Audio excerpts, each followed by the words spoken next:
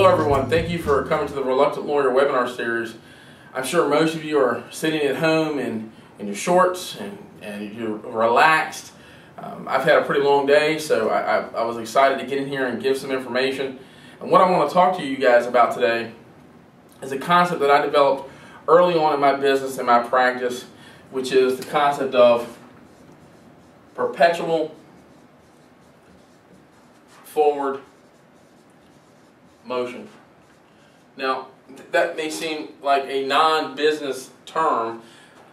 Realistically, it is a concept that is really important when you're growing your business from the very beginning. And what this really deals with is really about production.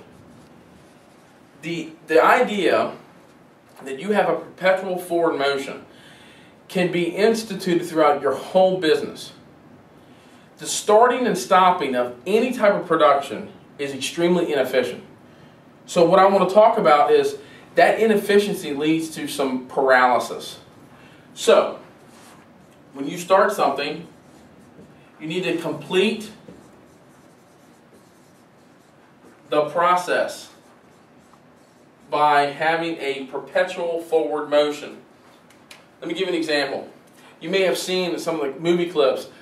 They start going to the presses, and there's a great movie called The Paper, which talks about they got a deadline to meet and they don't want to run a particular paper, so they have all these papers running through the line, and someone hits this red button and it stops, and the whole production halts, and they've got to start all over again. Well, it costs them thousands and thousands of dollars to do that. We as small business owners sometimes don't calculate the intangible cost of having an employee start, stop, start, stop, start, stop. And it happens all the time. You can do the start, stop by interruptions. That may come from other employees, phone calls, and the dreaded one, email. All of these create a lack of perpetual forward motion.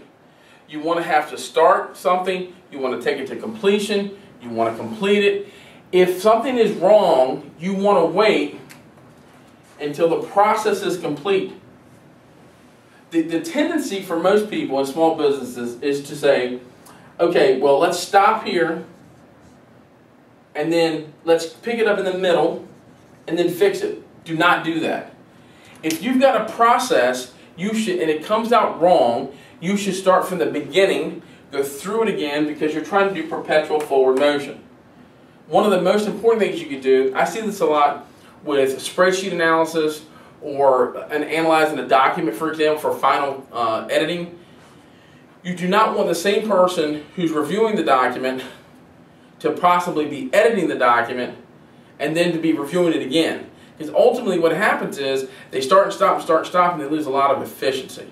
So what my suggestion is, and I do this to my staff and I advise my clients to do the same. If you have a production issue, have the person responsible for the production start and finish it. Give it to another person not related to it to review. If there are things wrong with it, it should start back from a place of beginning and then go forward. Or you should give the correction task to someone else, not the person who's starting that process. Because once you do that, you've basically eliminated perpetual forward motion. Another example might be, you may not want your concrete guy who digs the foundations to actually finish the concrete. You may just want him to dig the foundations. So what you do not want to do is say, hey Jim, come over here and fix this part of the concrete. No, Jim is doing the foundations. If it's a foundation that needs to be dug, great. If not, you should have someone tasked to fix that problem so that you get perpetual forward motion. So I think one of the biggest concepts you can start applying, and we're going to be looking at this concept through the webinar series a little bit more in detail, is the idea of having a perpetual forward motion in your business. Thank you for listening.